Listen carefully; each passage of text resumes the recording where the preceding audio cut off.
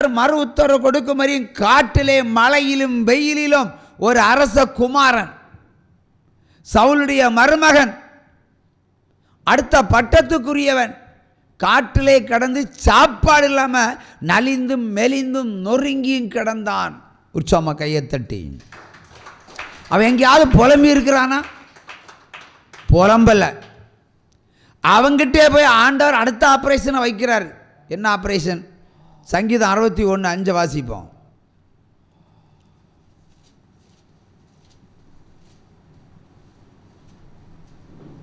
தேவரீர் என் பொருத்தனைகளை கேட்டீர். தேவரீர் என் பொருத்தனைகளை கேட்டீர். உமது நாமத்திற்கு பயப்படுகிறவர்களின் சுதந்திரத்தை எனக்கு தந்தீர். ஆமென். இப்போ பஞ்சத்தில் இருக்கிறான். அங்கேயும் போய் அவர் தான் கேட்டார். ஏன் கேட்டார்னா சவுலு கொல்ல போகிறான். காட்டிலையும் கூட நிம்மதியாக வாழ விடலை. சொந்த மாமனார் கொல்ல போகிறான். இயேசு சொன்னார் சத்துருவை மீட்டார் தான் ஐயான்னு. இப்போ தாவி சத்துருவார் சொந்த மாமனார், கட்டண பொண்டாட்டிக்க அப்பன்.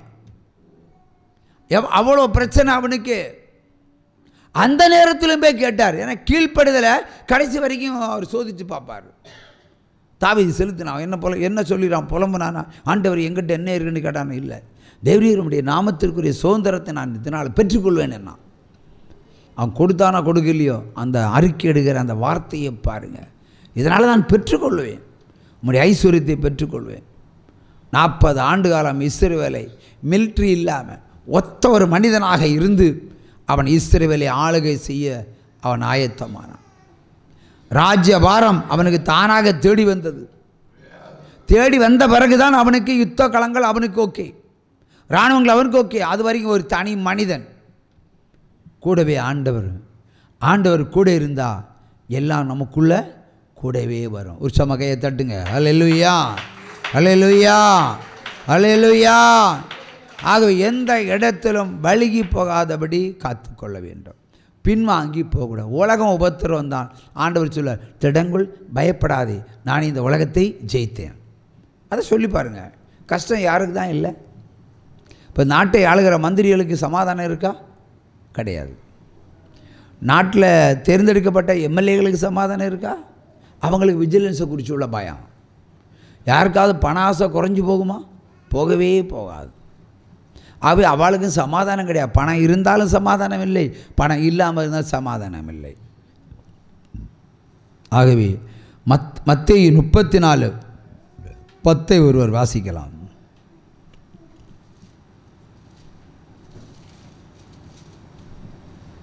சிங்கக்குட்டிகள் தாட்சி அடைந்து பட்டினியாய் இருக்கும். சிங்கக்குட்டிகள் தாழ்ச்சி அடைந்து பட்டினியாய் இருக்கும். கர்த்தரை தேடுகிறவர்களுக்கு ஒரு நன்மையும் குறை. கர்த்தரை தேடுகிறவர்களுக்கு ஒரு நன்மையும் குறை இல்லை. ஒரு நன்மை, நமக்கு எத்தனை நன்மைகள் வேணுமோ அத்தனை அவர் செய்வார், செய்து தருவார். ஒரு நன்மையும் குறைபடாது. அல்லேலூயா. ஆகவே அப்படிப்பட்ட தேவனை நம்ம ஆராதிக்கிற நாள். நம்ம நம்பிக்கையை பெருக்கிக் கொள்ள வேண்டும், கழித்து கொள்ளக்கூடாது. கூட்டலாம், பெருக்கலாம், எக்காரணம் ஒன்றும் கழிக்கக்கூடாது. விசுவாசம் உள்ளவனுக்கு எல்லாம் கூடும் என்பதுதான் வேதம். அல்லேலூயா. சிறிது காலம் உபத்திரங்கள் ஒருவேளை இருக்கலாம். நாங்கள் 17 வருஷம் நாங்கள் உபத்திரப்பட்டோம் ஊழியத்தில். 17 வருஷம். 1 வருஷம் அல்ல, 2 வருஷம் அல்ல, 17 வருஷம். செய்யறதுக்கு தான் ஊழியம் செய்வோம். இப்போது அங்கொன்று இங்கொன்று இருக்குது. அப்பான்னு வெறும் சேரு தான். ஒரே ஒரு குடும்பம். 17 வருஷம் வெட்கப்படாமல் நடத்தினார் ஆண்டவர். ஆனால் அடிக்கடி வெட்கப்படுத்துவார், அடிக்கடி பட்டினியே போடுவார். ஒரு பழமொழி உண்டு, எல்லாரும் தேங்காய் திருவும்போது நம்ம சிரட்டையாவது திரு வேண்டாமான்னு சொல்லுவாங்க. ஒரு பழமொழி. எல்லோரும் சிக்கன் கடிக்கும், நம்ம என்னது 2 தோசையாவது சாப்பிடணும்ல. 17 வருஷம் பட்டினி வாழ்க்கை தான் ஊழிய வாழ்க்கை. 17 வருஷம் 17 வருஷம் உபத்திரங்கள். ஊழியத்திலையும் பிரகாசம் கிடையாது, ஊழியத்திலையும் உபத்திரங்கள் தான். எப்போ பார்த்தாலும் உபத்திரங்கள் தான். ஒரு ஊழியக்காரன் நிம்மதியாக வாழ முடியாது, வாழ விடவும் மாட்டார். அப்படி வாழ விட்டாலும் பேய்கள் விடாது. இதுதான் ஊழியக்காரன். ஆனாலும் என்ன செய்யணும்? திடன்கொள், பயப்படாதே, நான் இந்த உலகத்தை ஜெயித்தேன். கடைசி வரைக்கும் சோதிப்பார். இப்போது 100க்கு 35 மதிப்பெண் எடுத்தால் பாஸு. அந்த 35 மதிப்பெண் எடுக்க ஒரு புஸ்தகத்தை படிக்கணும். என்ன பிரதர்? ஒரு புஸ்தகம் படிக்கணும். படித்தா 35 மார்க் எடுக்க முடியல. சம்டைம் அப்போ எவ்வளோ படிக்கிறோம் நம்ம. அதுக்கு ஒரு வருஷம் வாதியான அடியை வாங்குகிறான், அவனுக்கு இடியை வாங்குகிறான், பெட்ரோல் 2 அடியும் வாங்குகிறான், விடாத படிக்கிறான், ஆனால் தோற்று போகிறான். சம்டைம் எவ்வளோ வருத்தப்பாடு இருக்குது. ஆண்டவர் வாழ்க்கையில் தோக்காதபடிக்கு கர்த்தர் நம்ம கூடவே இருக்கிறார். பிரச்சனைகள் வரும்போது பிரச்சனை என்ற அக்கினி அவர் தான் கொளுத்துவார். நீ இப்போ என்ன அறிக்கையிட போகிறாய், என்ன அறிக்கையிட போகிறாய் என்பதுக்கு தான் அவர் போடுவார். புலம்புறோமா, நம்பிக்கை இழக்கிறோமா, அவிவிசுவாசம் கொள்கிறோமா, கர்த்தருக்கு விரோதமாக பேசுகிறாயோ, இதுதான் அவர் பார்ப்பார். அப்போ கூட விசுவாசத்தை வெளிப்படுத்தினால் அப்போ சொல்லுவார், என்னால் கூடாத காரியம் ஒன்றுமே இல்லை. ஆமென் சொல்லுங்க. அந்த வார்த்தையின்படியா எந்த வியாதியும் சுஸ்தமாக்குவார். அல்லேலூயா. எந்த வியாதியும் சுஸ்தமாக்குவார். ஒரு அதிசயமான ஒரு சின்ன சாட்சி கூட. அல்லேலூயா. வாதையினால் அடிக்கப்பட்ட ஒரு ஸ்திரீ, அதாவது மாலை வேளையில் குளிப்பதற்காக ஒரு ஆற்றங்கரைக்கு செல்லுகிறாள். ஆற்றங்கரைக்கு செல்லும் பொழுது ஒரு வாதை நிற்கிறது. ஏன்னா கிராமத்தில் வாதைன்னா தெரியும், பட்டணத்துக்கெல்லாம் தெரியாது. ஒரு நாய் வடியில் ஒரு வாதை நின்றிருக்கிறது. இந்த வாதை திடீரென்று மனிதனாக மாறிவிட்டது. அந்த நாய் மனிதனாக மாறிவிட்டது. இவள் பனைமரத்துக்கு உயராய் தூக்கப்பட்டு அப்படி வீசி எறிந்து விட்டது. அது காணாமல் போய்விட்டது. விட கைகாலம் உடைஞ்சு இடுப்பெலும்பெல்லாம் முறிஞ்சு சாவுற கண்டிஷனில் கொண்டு நித்திரவளை தேவதாஸ் மருத்துவமனையில் கொண்டு போட்டாங்க. அங்கே வேறு ஒரு மருத்துவமனை, அங்கேயும் கொண்டு போட்டாங்க. எங்கேயுமே குணமாகலை. பெரிய பெரிய மருத்துவமனையும் கொண்டு போனாங்க. கையை காலை கட்டி போட்டிருக்க மாதிரி போட்டாங்க. அப்போ ஒரு மகள், அங்கே பெண் பிள்ளைகள் நிறைய உண்டு அந்த வீட்டில். எங்களை அடிக்கடி எங்களை கூப்பிடுவாங்க ஜோம் பண்ணுறதுக்கு, வாங்க பிரதர் வாங்க பிரதர். ஆனால் அவங்களுக்கு வாரந்தோறும் நாங்கள் ஜோம் பண்ணுற குடும்பம் தான். அக்காலத்தில் நாங்கள் வீடு வீடாக செல்லுகிற ஒரு பழக்கம் உண்டு. கூப்பிடுற வீடுகள்லாம் போவோம். இந்த காரியம் இவ்வளோ சம்பவம் நடந்து முடிந்த பிறகு அந்த வீட்டில் ஜோம் பண்ணுறதுக்கு தேவன் தடையை வைத்தார். தேவன் தான் தடையை வைத்தார்.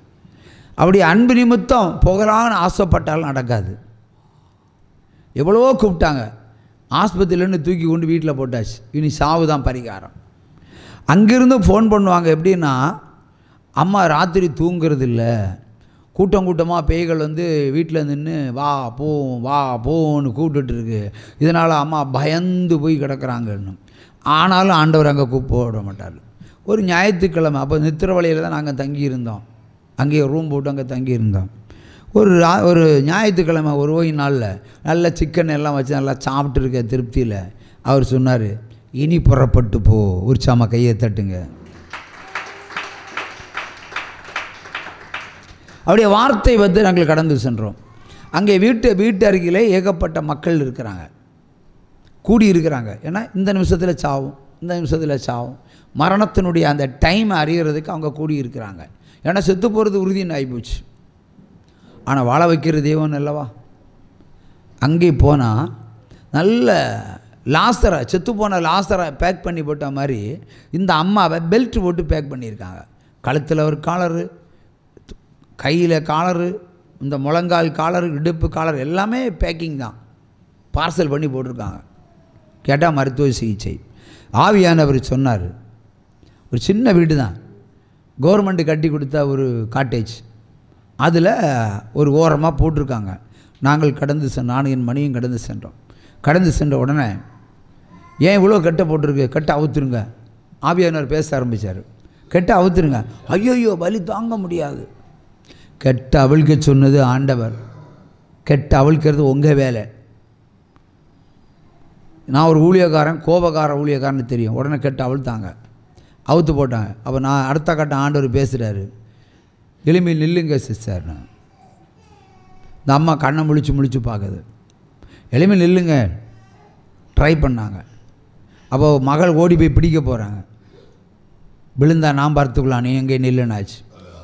அந்த மகள் எழும்பினாள், நின்றாள். நின்றவள் மட்டுமல்ல, அந்த வீட்டு திண்ணையில் குறுக்கு நடுக்கமாக 3-4 முறை நடந்தாள். நடந்தது மட்டுமல்லாமல் காலை ஓங்கி பூமியில் இடிப்பாள். அதாவது வலி உள்ள கால், இனி வலி இல்லை என்பதற்கு அடையாளமாக காலை தூக்கி இடித்தாள். நான் நினச்சேன் பிசாசு வந்து தான் இடிச்சா இருக்கும்னு நினச்சேன். பார்த்தாச்சுன்னா அற்புதம் நடந்த ஒரு விஷயத்தை அந்த மகள் வெளிப்படுத்தினாள். வலி இல்லை, ஒரே நாடியில் கட்டும் அவிழ்த்தார், விடுதலையும் கொடுத்தார், நடக்கவும் செய்ய வைத்தார், வாதையை எரிச்சு போட்டார். கர்த்தராகிய தேவனால் கூடாத காரியம் ஒன்றும் இல்லை. அல்லேலூயா. ஏனென்றால் சாகிற வேளையிலும் கூட ஊழியத்தை கூப்பிட்டுட்டே இருக்காங்க. அவங்க ஏன் நீ வரலன்னு அவங்க கேட்கல. ஆனால் அவருடைய வேலை வந்தது, அற்புதம் செய்தார். மரியாளும் அப்படி தான் கல்யாண வீட்டில் நிற்கிறாங்க. இயேசுனுடைய தாயார் அங்கே வந்து என்ன திராட்சை ரசம் குறைபாடு வந்தது. இவர் பரிசுத்த ஆவியினால் பிறந்த தேவன் என்று மரியாளுக்கு மட்டும்தான் தெரியும். மரியாள் சொல்லி தான் மற்றவங்களுக்கு தெரியும். தன் வயத்தில் பரிசுத்த ஆவியினால் உண்டானது மனுஷன் அல்ல, தேவகுமாரன் இயேசு கிறிஸ்துன்னு யாருக்கு தெரியும்? இந்த அம்மாவுக்கு தான் தெரியும். ஆகவே தான் மகனே திராட்சை ரசம் தீர்ந்து விட்டது. கல்யாண வீட்டில் சாப்பாடு பஞ்சம் வந்தால் எவ்வளோ கஷ்டப்படுவாங்க அந்த குடும்பத்தார். அவங்க மனதுருகி இந்த அம்மா அப்படி சொல்லுது. அப்போ என்ன, ஸ்திரியே என் வேலை வரவில்லை அப்படின்னு சொன்னார். ஸ்திரியன்னு சொன்னார், பெத்த தாயே ஸ்திரியன்னு சொன்னார். ஏன்னா அங்கே தேவனாக அவர் பேசினார். என் வேலை வரவில்லை சொல்லிட்டு என்ன சொன்னார்? அந்த அம்மாவுடைய விண்ணப்பத்தை கேட்டு திராட்சை தண்ணியை திராட்சை ரசமாய் மாற்றி கொடுத்தார். ஹல்லேலூயா. முதல் அற்புதத்தை அங்கே செய்தார். ஹல்லேலூயா. ஆகவே அற்புதம் நிகழ்த்துறது ஆண்டவர், மனுஷன் அல்ல. ஹல்லேலூயா, ஹல்லேலூயா. ஆகவே நாம் எந்த ஒரு சூழ்நிலையிலும் கர்த்தருடைய பிள்ளையாய் இருக்கணுமே தவிர அந்தி கிறிஸ்தனுடைய பிள்ளையாய் இருக்கவே கூடாது. உற்சாம கையை தட்டி கையை தட்டி கையை தட்டி கையை தட்டி சிங்கக்கேவியோ சூளை நெருப்போ அவர் என்னை காத்திடுவார். சிங்கக்கேவியோ சூளை நெருப்போ அவர் என்னை காத்திடுவார். அவரே என்னை காண்பவர், அவரே என்னை காண்பவர். சிங்கக்கேவியோ பொல்லாத விக்கிரகத்தின் ஆவி மேல் கர்த்தருடைய வாளதிகாரம் இறங்குவதாக. கையை தட்டுங்க.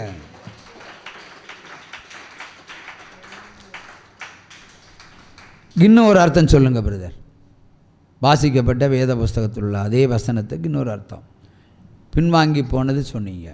கர்த்தர் கூட இருந்தால், கூட இல்லைன்னா எல்லா எதிரிகளும் நம்மை முழுங்கி கொள்வார்கள். ஒரு மந்திரம் வச்சாலே போச்சு, ஒரு குடும்பம் அவுட்டு. அப்படி தானே? ஒரு குடும்பம், ஒரு மந்திரம் வந்தாலே குடும்பம் அவுட்டு, ஃபினிஷ்டு.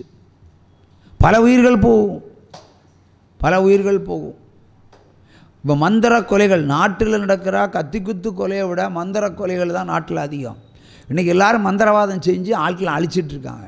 போலீஸும் எஃப்ஐஆர் போடலை. ஒரு பெட்டிஷன் கொடுத்தா என்ன நல்லா இருக்குமா? இந்த பிசாசு மேலே ஒரு எஃப்ஐஆர் போட முடியாது இல்லை. ஆனால் உண்மையிலேயே மந்திரவாதிகள் என்னது ஆட்களை கொண்டுட்டு தான் இருக்காங்க. அதில் எக்ஸாம்பிள் எனக்கு ஒரு சம்பவம் நடந்தது. ஒரு முறை மலை உச்சியிலிருந்து ஒரு ஃபோன் வருது, மலை உச்சியிலேருந்து. அப்போ எப்படிப்பட்ட ஆட்கள்னு பார்த்துக்கிடுங்க. என்ன ஃபோன் வருதுன்னா, இந்த டிவியெல்லாம் வாரதுக்கு முன்னாடி ஒரு கேபிள் டிவியில் கொடுத்துருந்தான்.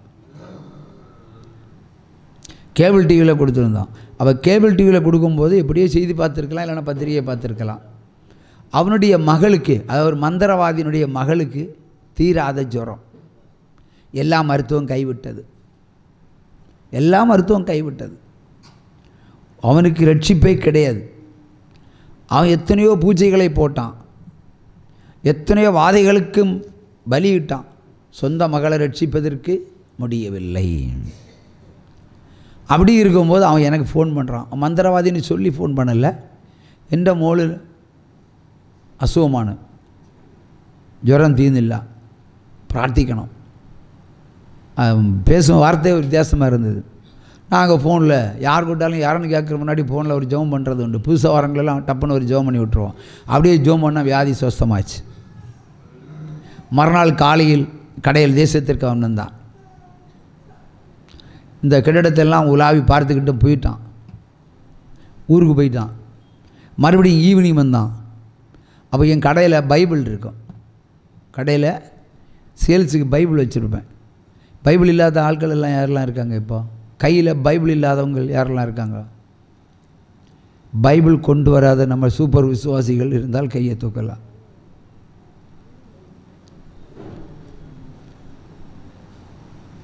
வீட்டில் இருக்க பைபிள் எல்லாம் கொண்டு வருங்க. இல்லையா? அந்த மனிதன் சாயங்காலம் வந்து ஒரு பைபிளை வாங்குகிறான். அவனுக்கு மலையாளமாக்கம் தெரியும். மலையாள பைபிள் கேட்டான், இல்லை நான் தமிழ் தான் இருக்குன்னு சொன்னேன். அப்போ தமிழை வாங்கிட்டான். அவன்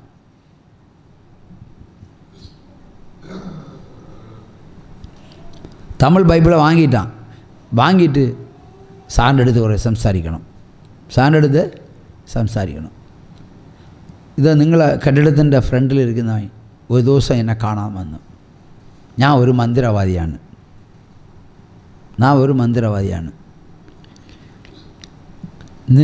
നിങ്ങളെ കയ്യേയും കാലയും മുടക്കി ചാകടിക്ക് 40,000 രൂപ തന്നു. ഫസ്റ്റിൽ 12,000 രൂപ, അതിനുശേഷം 28,000 രൂപ, 40,000 രൂപ. 2 മന്ത്രവാദം ഞാൻ ചെയ്തു. നാം മന്ത്രം വച്ചാൽ അവൻ ചാവും. ஆனால் നിങ്ങൾ ചെത്തില്ല. അപ്പോൾ എന്തുകൊണ്ട് നമ്മളെ പൂജയിൽ നമ്മുടെ പ്രാർത്ഥனையில் இவன் செத்தில்ல? கிறிஸ்துவ மதம்னா எல்லாருக்கும் தெரியாது, அது ஒரு விளையாட்டாக பயன்படுத்துகிற மதம் போல நினைக்கிறாங்க. அப்போ நான் ஆராய்ந்து பார்த்தேன். நம்மளை தெய்வங்கள்னா பயங்கர பவர்ஃபுல். 6 கையை காலை முடிச்சணுமா, ஒரு பைக் ஆக்சிடெண்ட்டை உருவாக்கணுமா, ஒரு பேய் அனுப்பினாதி வண்டியை ஓட்டிகிட்டு போவான், திடீர்னு வண்டிக்குள்ளே விட்டுருவான். இந்த ரிமோட் கண்ட்ரோல் மாதிரி தான் அந்த ஸ்பிரிட்டுகள் வேலை செய்யும். ஏன்னா இயேசுவே சொன்னார், பிசாசுகள் கொல்லவும் அழிக்க தான் வரோன்னு, அழிக்கிறதான் வரோம். அப்படி இருக்கும்போது இப்போ நான் அச்ச பேய்கள் தெய்வங்கள் നിങ്ങളെ ഒന്നും ചെയ്യാൻ പറ്റില്ല. അപ്പോൾ ഞാൻ യോസിച്ചു, നിങ്ങളെ മതത്തെക്കുറിച്ച് ഞാൻ கொஞ்சம்